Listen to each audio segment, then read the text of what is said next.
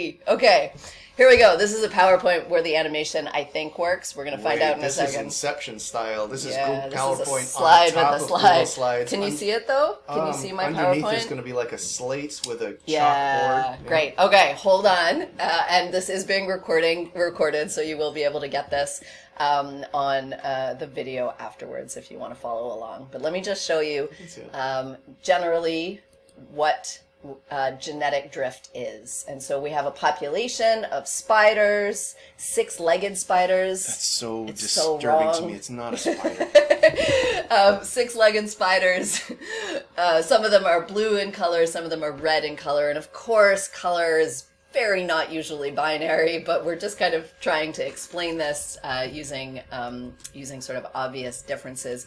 All of these spiders have differences in other traits as well. So there's a lot of genetic variation going on in the population. But if we just focus on the trait of color, red and blue, you can see that they are at 50% red, 50% blue. And what genetic drift does for totally random reasons is over time, the population, the proportion changes, okay? So if we just randomly kind of select a group of spiders that are the ones that are going to be going off to reproduce in the future, what we end up with is a slow computer.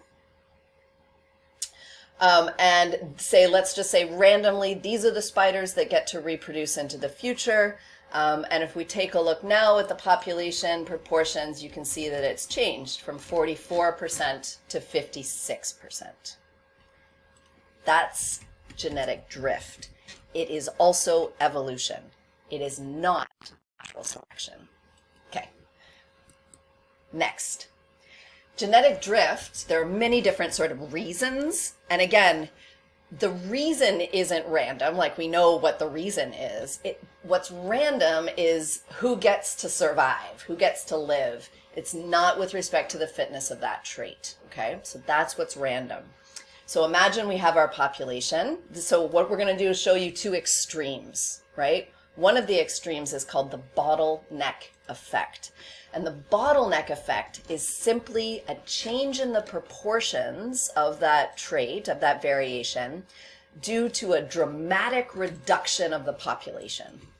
So a whole bunch of individuals die, and just because they died, it removes that variation from the population.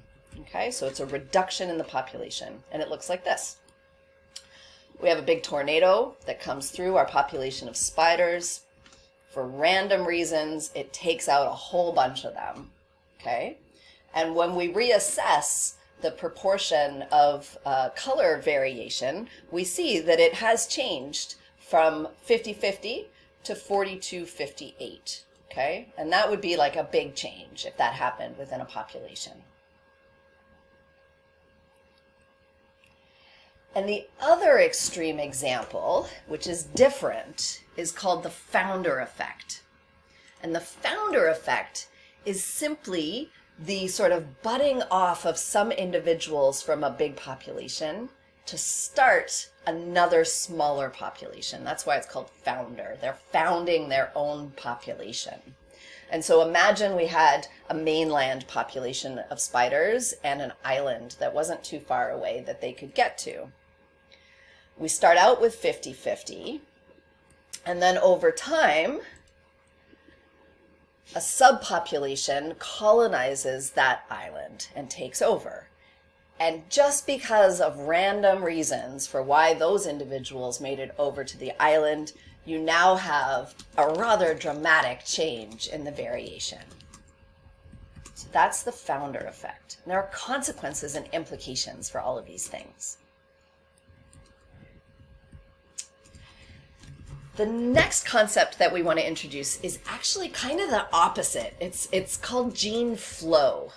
And gene flow, if you think about the word gene, obviously there's something genetic going on there, and flow means it's kind of flowing back and forth.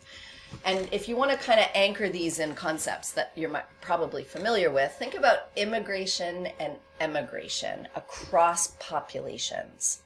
So gene flow is the kind of swapping of genes Across two or more populations. It means that individuals are immigrating and emigrating and leaving their genetic variation there, which means they're reproducing in those different populations. And it looks like this. So exchanging alleles, think movement. Movement, yes. Okay. It looks like this. We have two populations, right? So we're already established that there are two populations. The island population is entirely red for now. But with gene flow, the movement of individuals across... Is Gene Flow like Gene Smart? We should acknowledge Gene Smart. She's amazing. Just an amazing and if you're not person. watching Hacks Yeah, watch it. or Mary Easttown, watch it. Wonderful. Okay, so over time, we have these sort of swapping of genes because of reproduction going on, and we have a change in the proportion of this trait. It's not because that trait is more fit. It's not because the red ones have more babies. Simply random processes with respect to fitness. You missed the boat. You didn't miss the boat. That's right. And if you're thinking, what if those spiders were able to swim over to the island and some of those spiders weren't able to swim over to those islands and therefore they are more fit, then what process are we talking about? It sounds non-random. It sounds non-random, which means that we're talking about natural selection. So it all depends on the context, right? We can change up this scenario to make it about natural selection if you want. Natural selection is... Yep. Well done. Right. Yeah, There's good. also people that don't want me to talk about Gene Smart. They want me to talk about Gene Simmons. And I think Gene Simmons is a much less palatable person than Gene Smart. But That's just your opinion. that's just my Wonderful. opinion. Others are available. Okay. Okay. So this is a lot, I am sure, and that is fine. And we're recording this so you can watch it again. Woohoo!